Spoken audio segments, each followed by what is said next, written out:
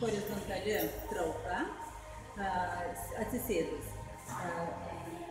Klientė pirmą kartą sporto klube, jai skiriamas šis pratimas ištvermei raumenų pagerinti, todėl jai kadangi šitas aparatas yra su pasipriešinimu, dėsim jai patį mažiausią svorį, koks šitam aparate yra, tai yra apie 1 kilogramų, ir stebėsim jos padėtį. Pirmiausia, supažindinsiu aš su atsisėdimo padėtim teisinga, o paskui su atlikimo technika.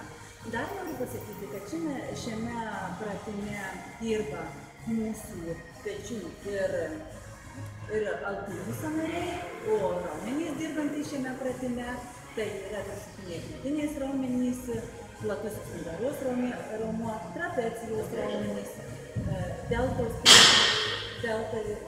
raumenys ir kiti nugaros raumenys. Tai prašau, Renata, aš pirmiausia jūsų pažindinu, kaip teisingai atsisėsti ant šito aparato. Pirmiausia, sėdamės ant sėdynės ir priglaudžiam krūtinę prie atramos. Krūtinės atrama turėtų būti prie krūtinės ir pilvos srityje.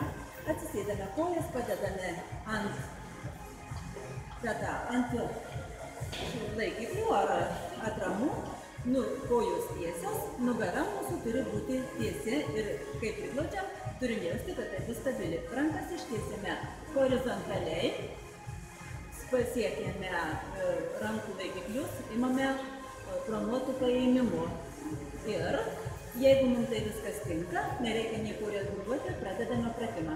Iškreipdami, traukiame rankas prie savęs, alkūnės eina prie pat šonkaulių, laikome, sutraukiame mentes, dirbame su mentim, atleidžiame, įkvėpame, atleidžiame, nedarom staigaus judesio, kad mūsų nugara būtų stabili ir nebūtų liemens sujudėjimo.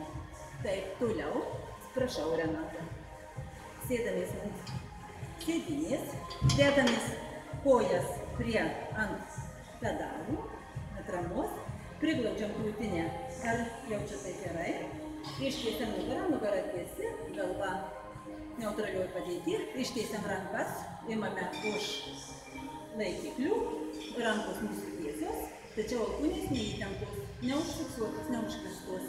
Ir dabar iš lėto traukite prie savęs. Alkūnės eina tiesiai prie šonkaulių, taip, suglaudžiate mentes, dirbate mentimis. Ir iš lėto atleidžiame, nepamirštame kvėpuoti iš kvėpuoti. Dar kartą, išlėtėme, gerai, suglaudžiam, įkvėpame, dar kartą ir leidžiame. Teisingai, šis pratimas skiriamas 2 kartus, o 15 kartų.